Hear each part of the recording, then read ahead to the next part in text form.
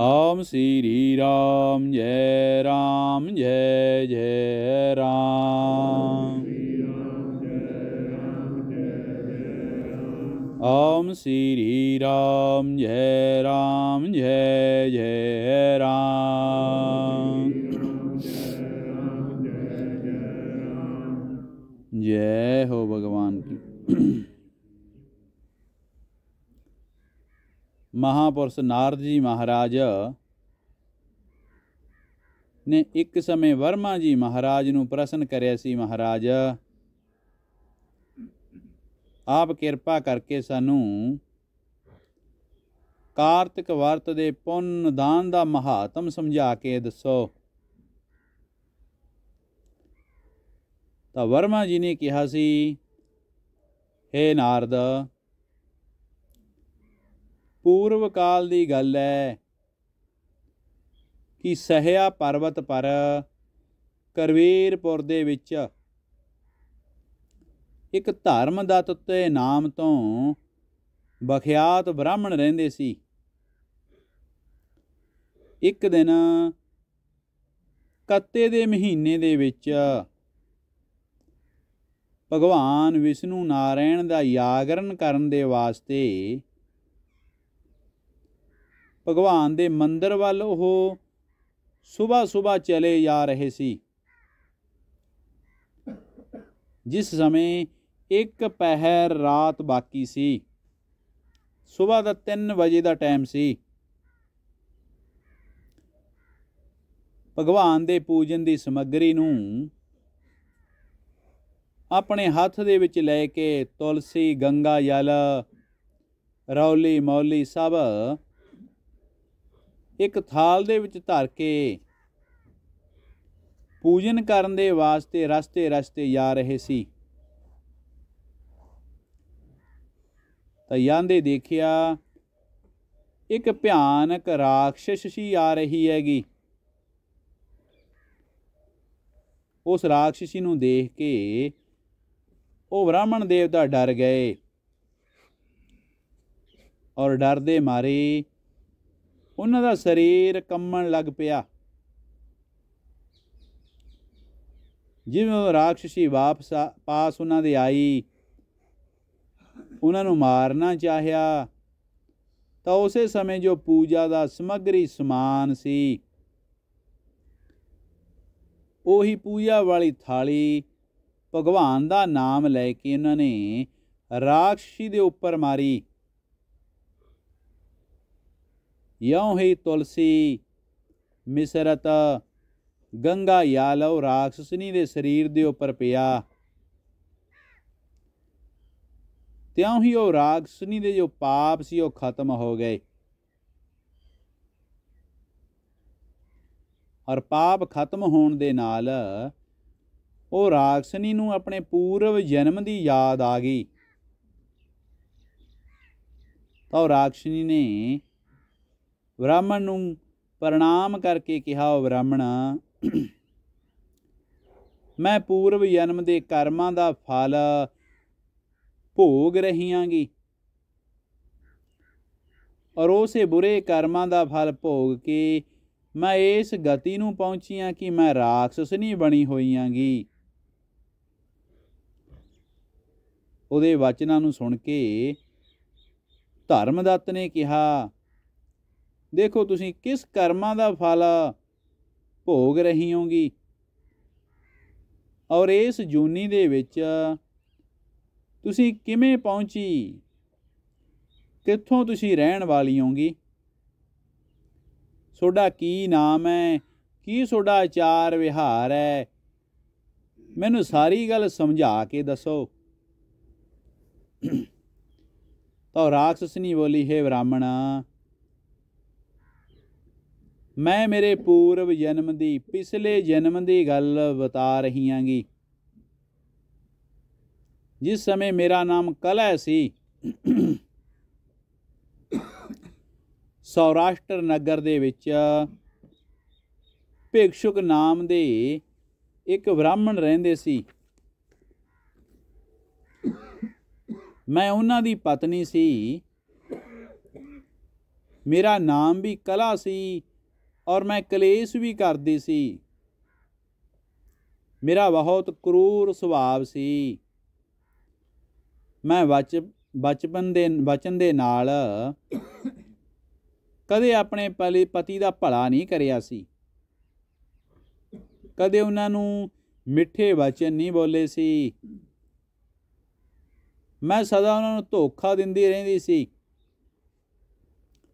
ਕਿਉਂਕਿ ਮੈਨੂੰ ਕਲੇਸ਼, ਮੈਨੂੰ ਲੜਾਈ ਹੀ ਕਰਨਾ ਚੰਗਾ ਲੱਗਦਾ ਸੀ।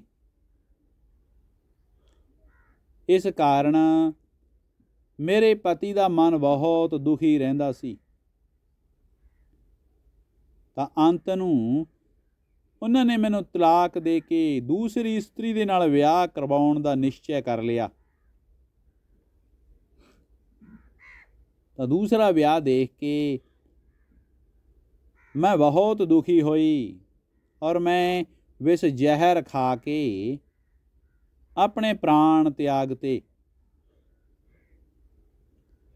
ਫਿਰ ਮੈਂ ਜਮਲੋਕ ਦੇ ਵਿੱਚ ਜਮਦੂਤਾਂ ਦੇ ਦੁਆਰਾ ਬੰਨ੍ਹ ਕੇ ਲਿਜਾਈ ਗਈ ਔਰ ਜਮਰਾਜ ਨੇ ਮੈਨੂੰ ਦੇਖ ਕੇ ਚਿਤਰਗੁਪਤਾ ਨੂੰ ਪੁੱਛਿਆ, ਆਓ ਚਿਤਰਗੁਪਤੋ, ਦੇਖੋ ਤਾਂ ਸਹੀ ਇਹਨੇ ਕਿਹੋ ਜਿਹਾ ਕਰਮ ਕਰਿਆਗਾ। ਜਿਹੋ ਜਿਹਾ ਦਾ ਕਰਮ ਹੋਵੇ ਉਹਦੇ ਅਨੁਸਾਰ ਇਹਨੂੰ ਚੰਗਾ ਔਰ ਬੁਰਾ ਫਲ ਪ੍ਰਾਪਤ ਕਰਿਆ ਜਾਵੇ। ਤਾਂ ਚਿਤਰਗੁਪਤਾ ਨੇ ਕਿਹਾ, ਹੇ ਮਹਾਰਾਜ, ਇਹਦਾ ਕੀਆ ਹੁਆ ਕੋਈ ਵੀ ਸ਼ੁਭ ਕਰਮ ਨਹੀਂ ਹੈਗਾ। ਇਹ ਆਪਣੇ ਪਤੀ ਦੇ ਨਾਲ ਹੀ ਵਿਰੋਧ ਕਰਦੀ ਸੀ, ਆਪ ਮਿਠਾਈਆਂ ਖਾਂਦੀ ਸੀ ਔਰ ਉਹਨਾਂ ਨੂੰ ਰੁੱਖਾ ਸੁੱਖਾ ਭੋਜਨ ਦਿੰਦੀ ਸੀ। ਸਦਾ ਇਹ ਉਹਦੇ ਨਾਲ ਦਵੈਸ, ਵਿਰੋਧ ਹੀ ਵਿਰੋਧ ਕਰਦੀ ਸੀ। ਤਾਂ ਕਰਕੇ ਇਹਨੂੰ ਚਮਗਿੱਦੜ ਦੀ ਜੂਨੀ ਦੇ ਵਿੱਚ ਭੇਜਿਆ ਜਾਵੇ। ਔਰ ਦੂਸਰਾ, ਇਹ ਸਦਾ ਆਪਣੇ ਪਤੀ ਦੇ ਨਾਲ ਕਲੇਸ਼, ਲੜਾਈ ਹੀ ਲੜਾਈ ਕਰਦੀ ਸੀ, ਜਿਸ ਪਾਪ ਦੇ ਕਾਰਨ ਇਹਨੂੰ ਵਿਸ਼ਠਾ ਭੋਜੀ ਸੂਰੀ ਦੀ ਜੂਨੀ ਦੇ ਵਿੱਚ ਭੇਜਿਆ ਜਾਵੇ। ਤੀਸਰਾ, ਜਿਸ ਬਰਤਨ ਦੇ ਵਿੱਚ ਇਹ ਭੋਜਨ ਬਣਾਉਂਦੀ ਸੀ ਔਰ ਉਸੇ ਦੇ ਵਿੱਚ ਹੀ ਅਕੇਲੀ ਖਾਂਦੀ ਸੀ, ਕਿਉਂਕਿ ਗ੍ਰੰਥਾਂ ਦੇ ਵਿੱਚ ਕਿਹਾ ਜਾਂਦਾ ਹੈ ਕਿ ਜਿਸ ਬਰਤਨ ਦੇ ਵਿੱਚ ਆਪਾਂ ਭੋਜਨ ਬਣਾਉਂਦੇ ਆਂਗੇ ਉਹਨੂੰ ਕਦੇ ਵੀ ਜੂਠਾ ਨਹੀਂ ਕਰਨਾ ਚਾਹੀਦਾ, ਕਿਉਂਕਿ ਉਸੇ ਬਰਤਨ ਦੇ ਵਿੱਚ ਬਣਾ ਕੇ ਆਪਾਂ ਭਗਵਾਨ ਨੂੰ ਭੋਗ ਲਗਵਾਉਂਦੇ ਆਂਗੇ। ਜੋ ਬਰਤਨ ਆਪਾਂ ਆਪ ਜੂਠਾ ਕਰ ਦਾਂਗੇ ਤਾਂ ਉਹ ਭੋਗ ਨਹੀਂ ਲੱਗਦਾ। ਉਸ ਪਾਪ ਦੇ ਕਾਰਨ ਇਹਨੂੰ ਸੰਤਾਨ ਭਖਸ਼ਣ ਕਰਨ ਵਾਲੀ ਬਿੱਲੀ ਦੇ ਰੂਪ ਦੇ ਵਿੱਚ ਜਨਮ ਦੇਣਾ ਚਾਹੀਦਾ। ਅੱਗੇ ਮਹਾਰਾਜ ਨੇ ਆਪਣੇ ਪਤੀ ਦੇ ਨਿਮਿਤ ਆਤਮਘਾਤ ਕਰਿਆ, ਬੁਰੇ ਕਰਮ ਆਪ ਕਰੇ ਔਰ ਉਹਦਾ ਨਾਮ ਲੈ ਕੇ ਆਪ ਜ਼ਹਿਰ ਖਾ ਕੇ ਇਹ ਮਰੀ ਹੈ। ਇਸ ਦੇ ਕਾਰਨ ਇਹ ਨਿੰਦਨੀ ਇਸਤਰੀ ਪ੍ਰੇਤ ਜੂਨੀ ਦੇ ਵਿੱਚ ਭੇਜਣ ਦੇ ਵੀ ਯੋਗ ਹੈ। ਇਹਨੂੰ ਯਮਦੂਤਾਂ ਦੇ ਦੁਆਰਾ ਭਿਆਨਕ ਰੇਤ ਦੇ ਵਿੱਚ ਭੇਜ ਕੇ ਦੁੱਖਾਂ ਦਾ ਭੁਗਤਾਨ ਕਰਵਾਉਣਾ ਚਾਹੀਦਾ ਹੈ, ਜਿੱਥੇ ਬਹੁਤ ਸਮੇਂ ਤੱਕ ਇਹ ਪ੍ਰੇਤ ਦੇ ਸਰੀਰ ਦੇ ਵਿੱਚ ਰਹਿ ਕੇ ਆਪਣਾ ਸ਼ੇਸ਼ ਪਾਪਮਈ ਜੀਵਨ ਪੂਰਾ ਕਰੇ। ਤਾਂ ਕਲਹ ਕਹਿ ਰਹੀ ਹੈ, ਹੇ ਬ੍ਰਾਹਮਣਾ, ਤਾਂ ਕਰਕੇ ਮੈਂ ਉਹੀ ਪਾਪਨੀ ਕਲਹ ਇਸਤਰੀ ਆਂਗੀ। ਇਸ ਪ੍ਰੇਤ ਸਰੀਰ ਦੇ ਵਿੱਚ ਮੈਂ ਇਸ ਸਮੇਂ ਪਹੁੰਚੀ ਆਂਗੀ। ਇਸ ਤੋਂ ਪਹਿਲਾਂ ਚਮਗਿੱਦੜ ਦੀ ਜੂਨੀ ਦੇ ਵਿੱਚ ਮੈਂ ਆਪਣਾ ਸਮਾਂ ਪੂਰਾ ਕਰਿਆ। ਫਿਰ ਮੈਂ ਸੂਰੀ ਦੀ ਜੂਨੀ ਦੇ ਵਿੱਚ ਆਈ ਸੀ ਔਰ ਉਸ ਤੋਂ ਬਾਅਦ ਮੈਂ ਬਿੱਲੀ ਦੀ ਜੂਨੀ ਦੇ ਵਿੱਚ ਦੁੱਖ ਭੋਗਤੇ ਔਰ ਲਾਸਟ ਦੇ ਵਿੱਚ ਹੁਣ ਮੈਨੂੰ 500 ਸਾਲ ਪੂਰੇ ਹੋ ਗਏ। ਮੈਂ ਪ੍ਰੇਤ ਦੀ ਜੂਨੀ ਦੇ ਵਿੱਚ ਦੁੱਖ ਭੋਗ ਰਹੀ ਆਂਗੀ। ਮੈਂ ਸਦਾ ਭੁੱਖ ਦੇ ਵਿੱਚ ਪੀੜਤਾਂ ਦੁਖੀ ਹਾਂ। ਮੈਂ ਇੱਕ ਬਾਣੀਏ ਦੇ ਸਰੀਰ ਦੇ ਵਿੱਚ ਪ੍ਰਵੇਸ਼ ਕਰਕੇ ਇਸ ਦਕਸ਼ਣ ਦੇਸ਼ ਦੇ ਵਿੱਚ ਕ੍ਰਿਸ਼ਨਾ ਔਰ ਬੇਣੀ ਸੰਗਮ ਦੇ ਤੀਰਥ ਦੇ ਉੱਪਰ ਪਹੁੰਚੀ ਸੀ। ਜਿਉਂ ਹੀ ਮੈਂ ਇਸ ਤੀਰਥ ਦੇ ਉੱਪਰ ਪਹੁੰਚੀ, ਤਿਉਂ ਹੀ ਮੇਰੇ ਸਰੀਰ ਦੇ ਉੱਪਰ ਮੁਗਦਰਾਂ ਦੀ ਮਾਰ ਪੈਣੀ ਸ਼ੁਰੂ ਹੋ ਗਈ, ਕਿਉਂਕਿ ਅਸੀਂ ਧਾਰਮ ਸਥਾਨ 'ਤੇ ਜਾ ਨਹੀਂ ਸਕਦੇ। ਮੇਰੀ ਇੱਛਾ ਸੀ ਕਿ ਭਗਵਾਨ ਸ਼ਿਵ ਔਰ ਵਿਸ਼ਨੂੰ ਨਾਰਾਇਣ ਦੇ ਇਸ ਪਵਿੱਤਰ ਤੀਰਥ 'ਤੇ ਜਾ ਕਰ ਮੇਰਾ ਕਲਿਆਣ ਹੋ ਜਾਊਗਾ। ਪਰ ਜਿਉਂ ਹੀ ਮੈਂ ਉੱਧਰ ਜਾਨੀ ਆਂਗੀ, ਤਿਉਂ ਹੀ ਮੇਰੇ ਉੱਪਰ ਯਮਦੂਤਾਂ ਦੀ ਮਾਰ ਪੈਣੀ ਸ਼ੁਰੂ ਹੋ ਜਾਂਦੀ ਹੈਗੀ। ਤਾਂ ਕਰਕੇ ਆਪ ਹੀ ਮੇਰੇ ਇਸ ਪਾਪਮਈ ਸਰੀਰ ਦਾ ਕਲਿਆਣ ਕਰੋ, ਕਿਉਂਕਿ ਜਿਸ ਸਮੇਂ ਤੁਲਸੀ ਔਰ ਗੰਗਾ ਜਲ आपने मेरे उपर वचन दे वास्ते फेंकिया सी, उसे दे कारण ही मेरे बहुत सारे पाप समाप्त हो गए। मैं सोनू अपना दुख दसन दे योग होगी।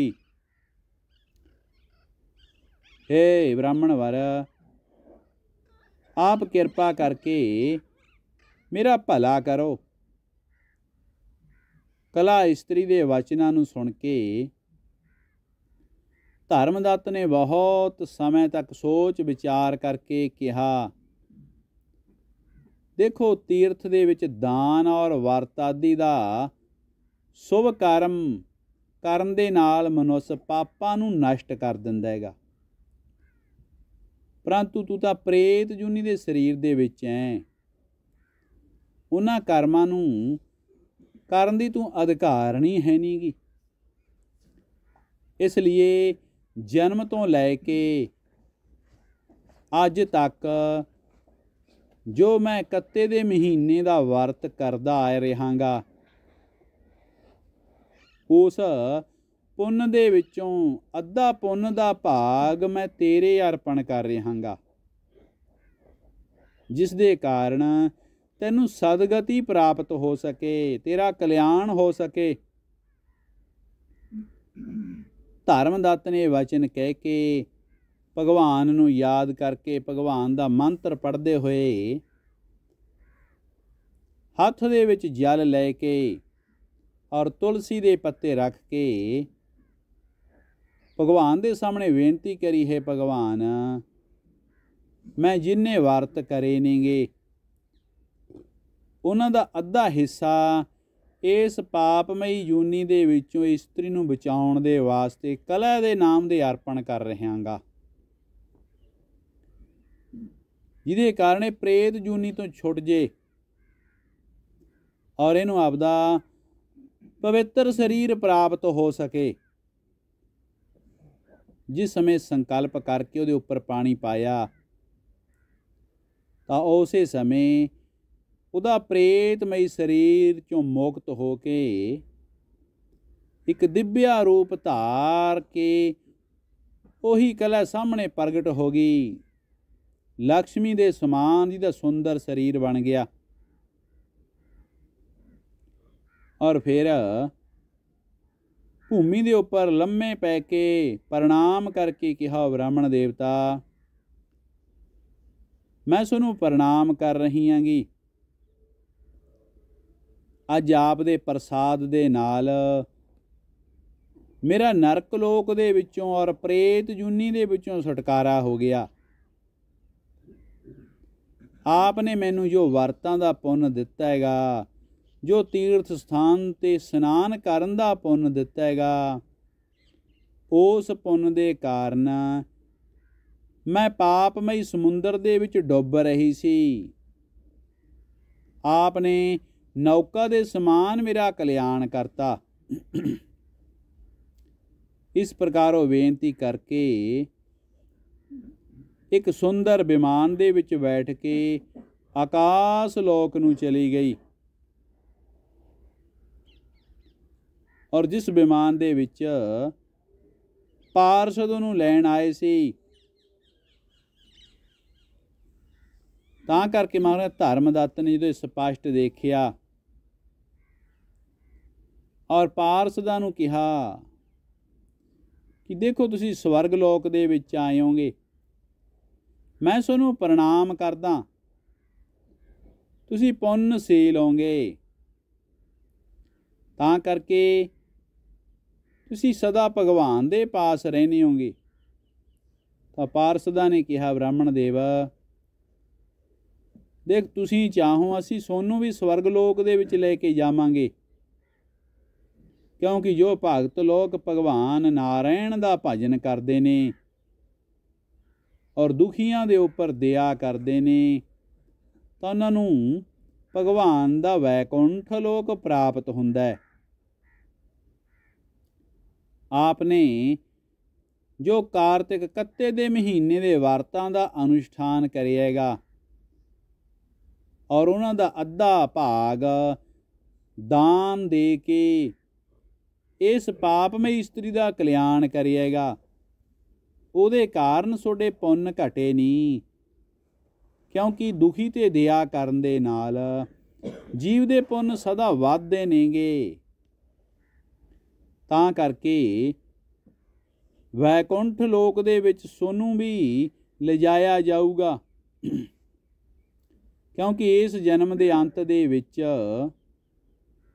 ਤੁਸੀਂ ਆਪਣੇ ਪਰਿਵਾਰ ਸਮੇਤ ਵੈਕੁੰਠ ਲੋਕ ਨੂੰ ਪ੍ਰਾਪਤ ਕਰੋਗੇ।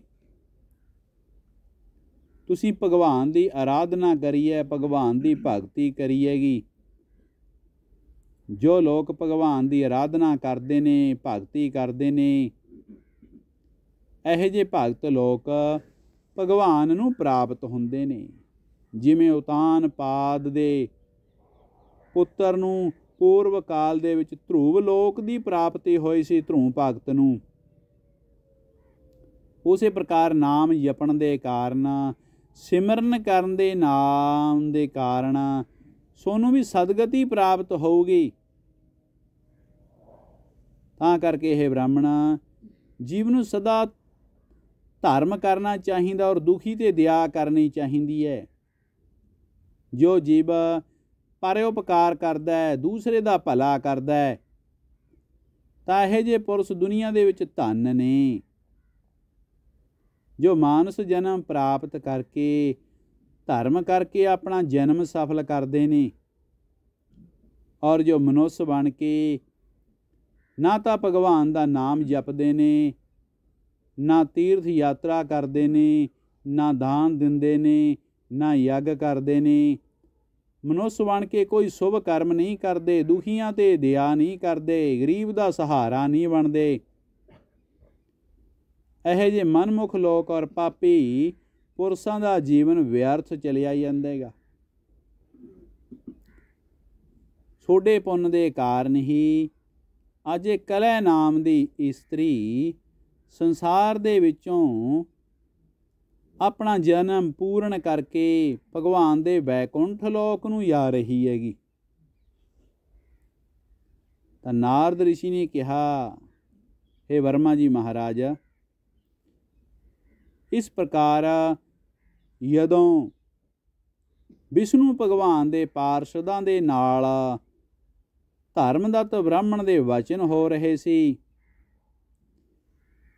ਤਾਂ ਉਸ ਸਮੇਂ ਸਭੀ ਮਨੁੱਖ ਔਰ ਭਗਤਾਂ ਦੇ ਦੁੱਖ ਦੂਰ ਕਰਨ ਵਾਲੇ ਭਗਵਾਨ ਦਾ ਯੱਗ, ਦਾਨ, ਵਰਤ, ਤੀਰਥ ਯਾਤਰਾ ਦੇ ਦੁਆਰਾ ਵਿਧੀ ਪੂਰਵਕ ਭਗਵਾਨ ਦੀ ਆਰਾਧਨਾ ਕਰਨੀ ਚਾਹੀਦੀ ਹੈ। ਤਾਂ ਕਿਰਪਾ ਕਰਕੇ ਆਪ ਸਮਝਾ ਕੇ ਦੱਸੋ ਕਿ ਸਾਰੇ ਸਾਧਨਾਂ ਦੇ ਵਿੱਚੋਂ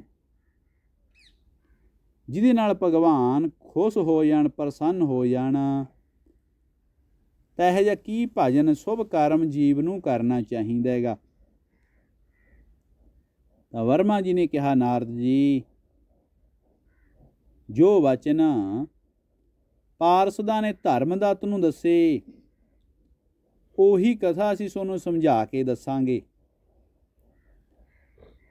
ਕਿ ਜੋ ਪਾਰਸਦ ਸੀ ਉਹਨਾਂ ਨੂੰ ਕਿਵੇਂ ਭਗਵਾਨ ਦੇ ਰੂਪ ਪ੍ਰਾਪਤ ਹੋਏ ਸੀ, ਕਿਉਂਕਿ ਪਿਛਲੇ ਜਨਮ ਦੇ ਵਿੱਚ ਉਹ ਵੀ ਕਾਂਚੀਪੁਰੀ ਦੇ ਵਿੱਚ ਰਹਿਣ ਵਾਲੇ ਸੀ, ਇੱਕ ਰਾਜਾ ਚੱਕਰਵਰਤੀ ਸੀ।